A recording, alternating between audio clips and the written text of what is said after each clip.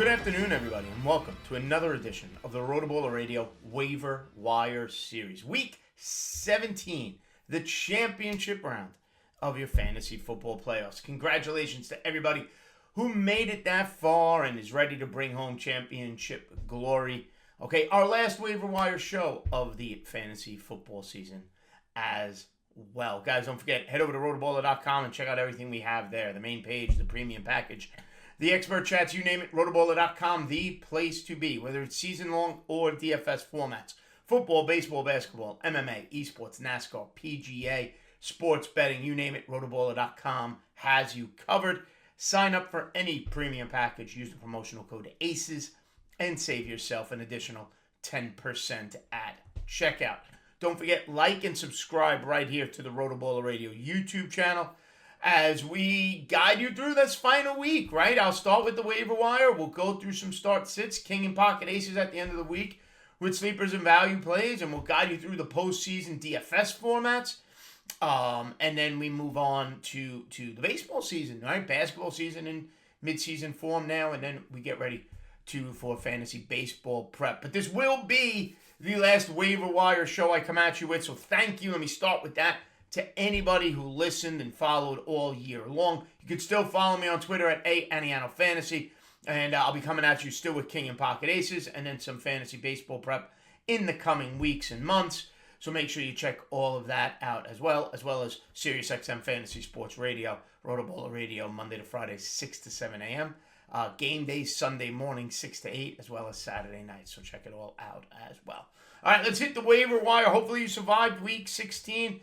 And here you are, Week 17. And maybe you're still looking for a quarterback. Maybe you've been streaming quarterbacks all year long. You've been dealing with Lamar Jackson's ankle injury, whatever it may be.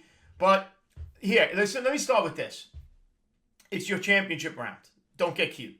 Play your horses. Play the guys who have gotten you there. Okay, but in dire straits, a couple of quarterbacks. Take a look at Taysom Hill, who was dropped once he hit the COVID list.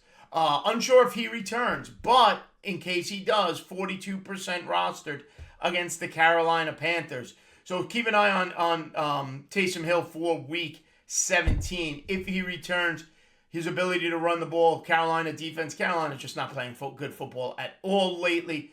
Taysom Hill, we know, had 20 or more fantasy points, 2 out of his last 3 games before going on the COVID list. So Taysom Hill leads the league here, leads the charge at the quarterback position because of how frequently he was dropped once he hit the COVID list. Also available if you're looking just for the safe play. All right, he's not giving you 25. He's not giving you 30. He's giving you 15 to 20. And if that's all you need, then Jimmy Garoppolo is probably the ad this week against a Houston Texans defense that did show up against the Los Angeles Chargers. No denying that. They did show up and shut down Justin Herbert, who did still finish with over 20 fantasy points, okay? Jimmy Garoppolo, 38% rostered. He's coming off 322 yards and a touchdown, 15.2 fantasy points. He's got 290 or more passing yards in 3 of his last 4 games. Does Jimmy G, as San Francisco now at 8-6, getting ready for the playoffs. 8-7, I should say. So Jimmy Garoppolo, again, he's not giving you 30. You can't expect that upside ceiling play, but the floor is safe in that 15 to 20 point range. 250 plus yards usually gets you at least 1 touchdown. He's gotten 1 touchdown, and I believe it's the last 7 games. So Jimmy Garoppolo gives you that, and he has weapons, right, with Debo and Kittle and Brandon Ayuk all playing well. All right, let's slide over to the running back position where we did have some injuries in Week 16. James Robinson looks like a season ender with his Achilles. Miles Sanders, a hand injury. Clyde Edwards-Helaire with a collarbone situation. So there are running backs you may have to scramble and make up for. Darrell Williams of the Kansas City Chiefs. Now, he is rostered. He's 60% rostered. Okay, he is the top ad if somehow he is available on the waiver wire, and I don't expect him to be. He's not in any leagues I'm in. However, if he is floating around somewhere, Darrell Williams has 8 games or more of more than 10 fantasy points this season. He went 3 for 30 through the air and 11 carries for 55 yards after Edwards-Helaire went out. 11.5 fantasy points going against Cincinnati in Week 17 for the Kansas City Chiefs. Chiefs may decide to sit Clyde Edwards-Helaire. They've clinched the division. We know all of this. Darrell Williams has been another safe floor, 10-point floor play this season when asked to be the starting running back for the Kansas City Chiefs. So look for him. I doubt he's available, but if he is, he should be your priority running back add. At number 2, Boston Scott of the Philadelphia Eagles. 4 out of 8 games with 10 or more fantasy points this season. Goes against Washington. We saw what Dallas did and the embarrassment they put on that Washington football team defense on Sunday Night Football. Boston Scott was the guy after Miles Sanders left the game Sunday with a hand injury. 12 for 41 and a touchdown. At number 3, let's go Rex Burkhead of the Houston Texans. Tough matchup against San Francisco in Week 17, but you can't ignore the numbers he put up against the Chargers this past week. Only 13% rostered. 22 carries, 149 yards, and 2 touchdowns.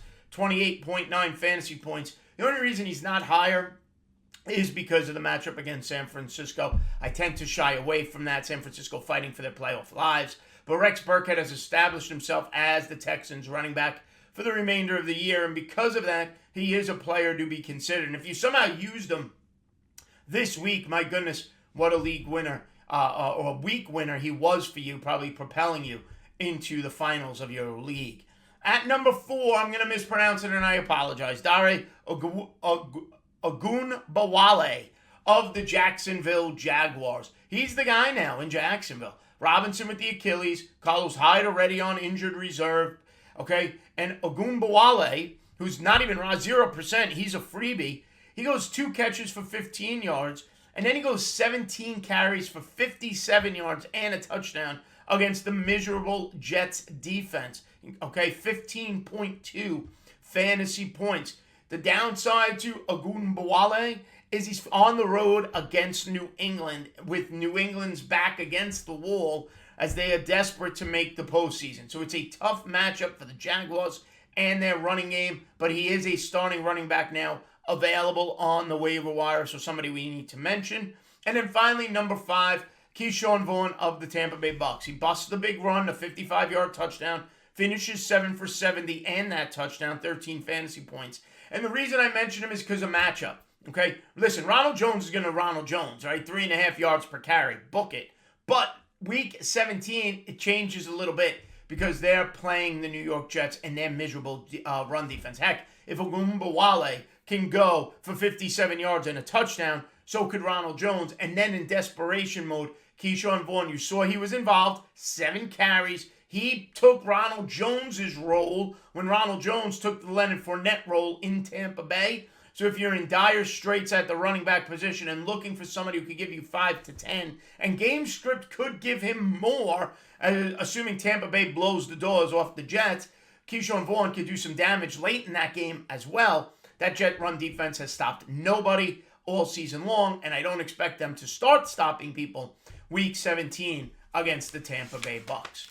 At the wide receiver position, the number 1 ad is Isaiah McKenzie of the Buffalo Bills. Keep in mind, Gabriel Davis, because he's unvaccinated, is already out for Week 17. 10 days will keep him out for the next week's game as well. So Isaiah McKenzie, 1% rostered. And I'll be honest, my opponent in the SiriusXM IDP Dynasty League plucks McKenzie off the waiver wire Sunday morning.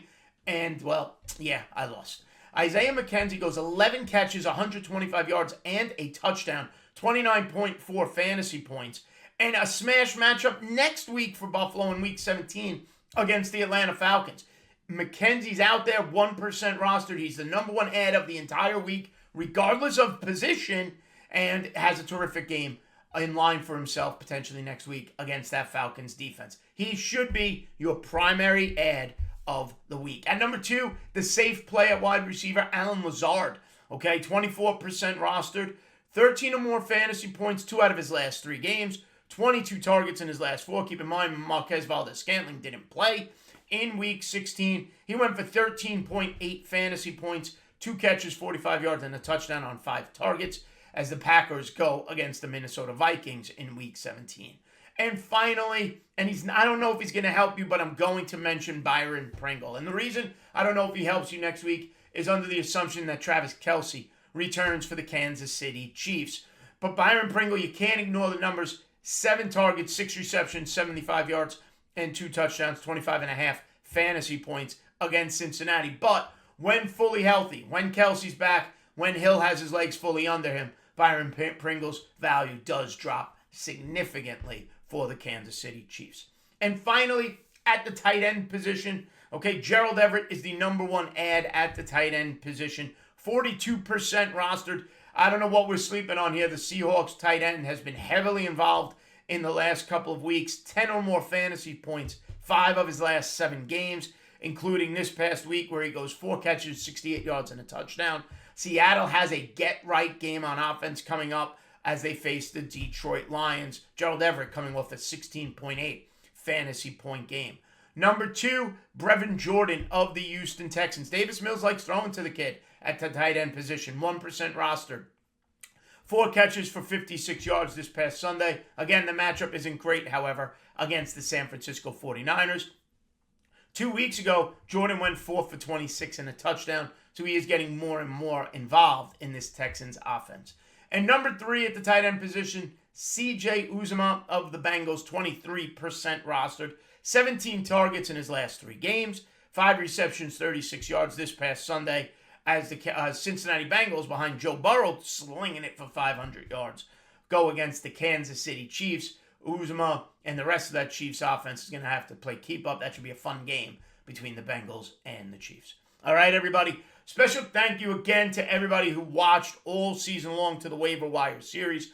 Good luck in Week 17. Bring home the championship. Hit me up on Twitter. Let me know how you did. Aniano Fantasy. We still have the King and Pocket Aces. Like and subscribe right here to the Rotoballer YouTube channel and check out all the great content. And I'll be back, like I said, with the King and Pocket Aces with a ton of fantasy baseball content as the winter rolls along. All right, everybody. Stay smart. Stay safe. We'll see you next time, and good luck in that championship round. Have a good one, folks.